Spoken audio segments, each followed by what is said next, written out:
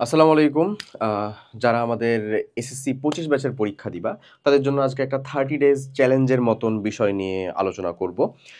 জিনিসটা খুব ছোট্ট, ভিডিওটা আশা করি খুব শর্ট হবে, তোমাদের খুব বেশি সময় নিব না। কজ তোমাদের আসলে এখন এই সকল জিনিসপত্র অল্প কিছু জেনে বা শুনে ইমপ্লিমেন্ট করাটাতে বেশি গুরুত্ব দেওয়া উচিত বলে আমাদের মনে হয়। ওকে, সো চলে আসো এই 30 ডেজের ভিতরে তার চিন্তাভাবনাটা কী ধরনের হবে। তুমি রিভিশনের জন্য বিভিন্ন রুটিন পাইছো, রিভিশনের জন্য নিজে বিভিন্ন রুটিন বানাইছো, রিভিশনের কার্যক্রমটা শুরু করছো। আমি অ্যাপ্রিশিয়েট করতেছি, সেটা খুবই ভালো একটা বিষয়। এখন তোমার জন্য যে কাজটা ফার্স্ট করতে হবে সেটা হচ্ছে তোমার পড়াশোনার ইন্টেন্সিটি যেন ডাবল থাকে, এটা যেন মাথায় থাকে। তুমি আগে যেই পরিমাণে যেই স্পিডে পড়তা এটা যেন টোটালি এখন ডাবল হয়, তোমার যেন পরিশ্রম করার বিষয়টা ডাবল হয়। আমাদের কাছে এখন অনেক অনেক মানুষজন বলে যে ভাই লাস্ট এই 30 দিনে পড়ে কি আমার A+ করা পসিবল। লাস্ট 10 দিনের আগেও মানুষজন বলবে, এক সপ্তাহ আগেও মানুষজন বলবে ভাই 7 দিনে পড়ে কি A+ পাওয়া সম্ভব। আমরা বলবো হ্যাঁ সম্ভব। যদি 30 দিন আগে থেকে শুরু করো তাহলে তোমাকে 10 ঘন্টা পড়তে হবে, যদি 10 দিন আগে থেকে শুরু করো তাহলে তোমাকে 18 ঘন্টা পড়তে হবে। ব্যাপারটা এরকম। তোমার টাইম বা তোমার পরিশ্রম ওটা লেজিট ভাই, ওটা লাগবেই। ওটা তুমি যখন থেকে শুরু করবা সেটার উপর ডিপেন্ড করতেছে। এখন কোনো এক ভাইয়া অলরেডি ক্লাস 9 থেকে ক্লাস 10 এর শুরু থেকে পড়াশোনা করতেছে, ও যেরকম ভাবে ফলাফল করতে পারবে, আর তুমি আমি এসে শুরু করতেছি হচ্ছে একেবারে শেষ 30 দিনের ভিতরে, তারা কি সেম সেম ইফোর্ট দিয়ে সেম ফলাফল করতে পারবো না। তার সমান ফলাফল করতে হলে অবশ্যই আমাকে ইফোর্টটা বেশি দিতে হবে। এবং ওই ইফোর্টটার কথাই বলতেছি যে তোমার পড়াশোনার ইন্টেন্সিটিটা তুমি ডাবল করো। তুমি আগে থেকে শুরু করছো মানলাম আমি, তারপরে তোমাকে এখন ডাবল করতে হবে। তুমি ডাবল করার চিন্তা মাইন্ডসেটে নিবা, তুমি অ্যাটলিস্ট 1.5 গুণ কমপ্লিট করতে পারবা। ব্যাপারটা এরকম। ওকে, এরপরে চলে আসো মেইন যেই কাজটা, সেটা হচ্ছে এক্সাম দেওয়া। এবং সেটা আমি বলবো হচ্ছে ভাই অনলাইন এক্সাম দেওয়া। এটা আমি তোমাকে প্রিফারেবল দিলাম। এখন তুমি চিন্তা করতে পারো কেন অফলাইনে এক্সাম দিলে অসুবিধা কি। নো প্রবলেম, তোমরা অফলাইন এক্সামে দেওয়ার সময় ছিল, বাট এই লাস্ট 30 দিন না, লাস্ট 30 দিন যাওয়া আসায় কোনো সময় নষ্ট হচ্ছে, এটা করতে দেওয়া যাবে না। লাস্ট 30 দিন দরকার হচ্ছে সেলফ অ্যানালাইসিস, খুবই খুবই খুবই প্রয়োজনীয় একটা জিনিস সেলফ অ্যানালাইসিস। এবং সেটার জন্য তোমাকে বেশি বেশি এক্সামে অ্যাপিয়ার করতে হবে। লাইক আমি বলবো হচ্ছে যে তোমার যদি সেরকম কোনো একটা অনলাইন এক্সামের অ্যাক্সেস থাকে, আমাদের যে এসএসসি 25 এর জন্য লাস্ট শট রিভিশন প্রোগ্রাম আছে, সেই রিভিশন প্রোগ্রামের ভিতরে লাস্ট শট ক্লাস তো আছেই। ধরো যে তোমার ক্লাসের ভিতরে কোনো প্রবলেম থাকলে, একাডেমিকের প্রবলেম থাকলে তোমার জন্য গ্যাপ ক্লিয়ার ক্লাস দেওয়া আছে সেখানে। একাডেমিক ক্লাসগুলো, লাস্ট শট ক্লাস হচ্ছে তোমার রিভিশনের জন্য, গ্যাপ ক্লিয়ার ক্লাস তোমার জন্য। এবং অটোমেটেড যে এক্সাম, এই এক্সামগুলো হচ্ছে সম্পূর্ণ বোর্ড স্ট্যান্ডার্ড এক্সাম। এখানে হিউজ পরিমাণে এক্সাম দেওয়া আছে, অ্যাটলিস্ট 200+ এক্সাম যুক্ত। এই 200+ এক্সামের সাথে যদি তুমি কমপ্লিট করতে পারো এবং এখান থেকে যদি তুমি দেখতে পাও যে 80% প্লাস তুমি ঠিক কারেক্ট করতে পারতেছো কিনা, তাহলে আশা করি তুমি তোমার নিজেকে টেস্ট করতে পারবা। এবং এই চ্যালেঞ্জটাই হচ্ছে মেইন চ্যালেঞ্জ, কোনটা? এক্সাম দেওয়া, এবং এক্সাম দেওয়ার পরে এই 4টা জিনিসকে অ্যানালাইসিস করা। সেই 4টার ব্যাপারেই আজকে কথাবার্তা বলবো তোমাদের সাথে, ঠিক আছে? এই 4টা জিনিস অ্যানালাইসিস করা কি? ফার্স্ট, তুমি এক্সাম দিছো, 80% তোমার মার্ক আসে না, এবার তোমার অ্যানালাইসিস করতে বসতে হবে যে কি হয়েছে, আমি কমন পাচ্ছি না এক্সামে। এক্স্যাক্টলি আমি যখন পরীক্ষা দিচ্ছি তখন আমি দেখতে পাচ্ছি যে পরীক্ষাতে আমার কমন আসতেছে না। সিম্পল। এই 4টা কারণ ছাড়া কারো পরীক্ষায় খারাপ হওয়ার আর কোনো কারণ নাই, বিশ্বাস করো ভাই। আর literally not a single reason যে এই 4টার বাইরে যাবে। ওকে, সো দেখো প্রথমটা কি, কমন না পাওয়া। কমন না পাওয়ার ব্যাক এন্ডে কোন কারণটা কাজ করতেছে? তোমার আসলে পড়াশোনায় গ্যাপ আছে, ইনকমপ্লিট পড়াশোনা ভাইয়া তোমার। হ্যাঁ, তুমি একাডেমিকে খুব ভালো মতন আসলে খুব বেশি সিরিয়াস ছিল না, তুমি পড়াশোনাটা টোটাল করে যাওনি, পড়াশোনায় গ্যাপ। এবং এই গ্যাপটা তোমাকে কমপ্লিট করতে হবে। সেটার জন্য আমাদের গ্যাপ ক্লিয়ার ক্লাস আছে। তুমি এটা এখন আসলে 25% ছাড়ে 749 টাকায় মাত্র পেয়ে যাচ্ছ। এটা কিন্তু আমাদের তুমি এখানে ইনফিনিটি 25 আসলে এইটা কুপনটা ইউজ করতে পারো। ওকে, সো যাই হোক, এই গ্যাপ ক্লিয়ার কমপ্লিট তোমাকে করতেই হবে। এই গ্যাপটা তুমি যদি এখন ক্লিয়ার না করো, তোমাকে এসএসসি পরীক্ষার আগে করতে হবে। এসএসসি পরীক্ষার আগের রাতে যদি না করো, তাহলে তোমাকে ওই এইচএসসিতে উঠা করতে হবে, বাট করতে হবে। এবং তুমি যত দেরিতে করবা, তত ভেতরের যতগুলো পরীক্ষা হবে ততগুলোতে তুমি খারাপ করতে থাকবা। সো তোমার জন্য খুব বেটার হয় যে তুমি অলরেডি গ্যাপ ক্লিয়ার ক্লাসগুলোকে করে গ্যাপটা প্রথমে ক্লিয়ার করতেছো। গ্যাপ যদি থাকে তাহলে তুমি সেখান থেকে যত যাই করো না কেন ভালো একটা আউটপুট বের করে নিয়ে আসতে পারবা না।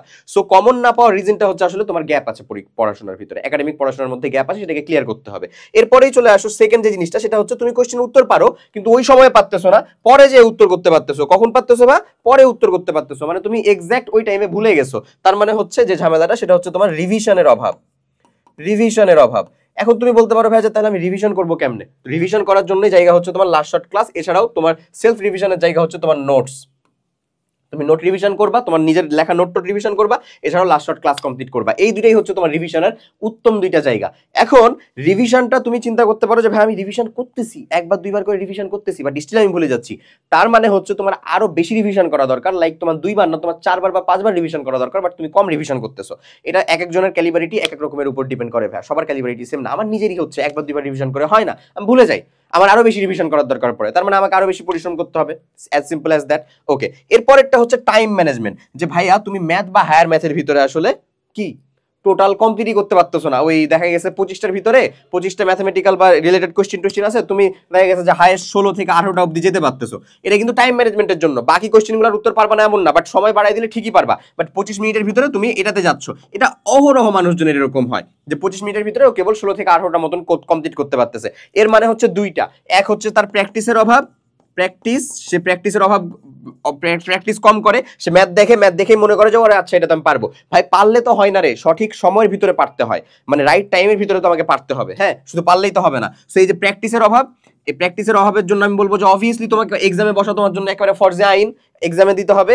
এবং আরেকটা হচ্ছে এক্সাম কম দেওয়া, এই যে যেটার কথাই বললামই, এক্সাম কম দেওয়া, মানে ও চিন্তা করে ও হচ্ছে পারবে, সময়ের ভিতরে পারতে হবে কিনা এই তার চিন্তাটা নাই। তো তুমি যদি এখানে আসলে টাইমার ঠিক করে এক্সামগুলোর ভিতরে বসো, এই এক্সামগুলো যদি কমপ্লিট করতে পারো এবং সময়ের ভিতরে যদি কমপ্লিট করতে পারো 80% আপ কারেক্ট মার্ক করে, তাহলে আশা করি তুমি বুঝতে পারবে বা ধরে নিবা যে তোমার প্রিপারেশনটা একটা অন্তত স্ট্যান্ডার্ড লেভেলে আছে।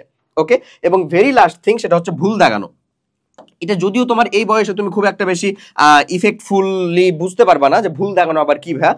ভুল দাগানোর মানেটা হচ্ছে, এটা সব থেকে বড় আমরা খারাপ ইম্প্যাক্ট পাই হচ্ছে অ্যাডমিশন টেস্টে, যে ভুল দাগানোর জন্য নেগেটিভ মার্ক খায় সে, কলেজ অ্যাডমিশন দিবা না কয়দিন পরে, তখনও দেখবা ভুল দাগানোর জন্য নেগেটিভ মার্ক খায়। ওই জন্য তার যেখানে চান্স হয়ে যাওয়ার কথা ছিল 2-3টা ভুল দাগানোর জন্য নেগেটিভ মার্ক খেয়ে সে আসলে একেবারে মানে 1000-2000 সিরিয়াল পিছিয়ে গেছে। এরকমটা খুব অহরহ হয়। সো আমি তোমাকে বলতেছি না যে ভাই যেটা পারবা না সেটা দাগায় আসবে না, অবশ্যই দাগায় আসবে, কারণ তোমার বোর্ডের ভিতরে কোনো নেগেটিভ মার্কিং নাই।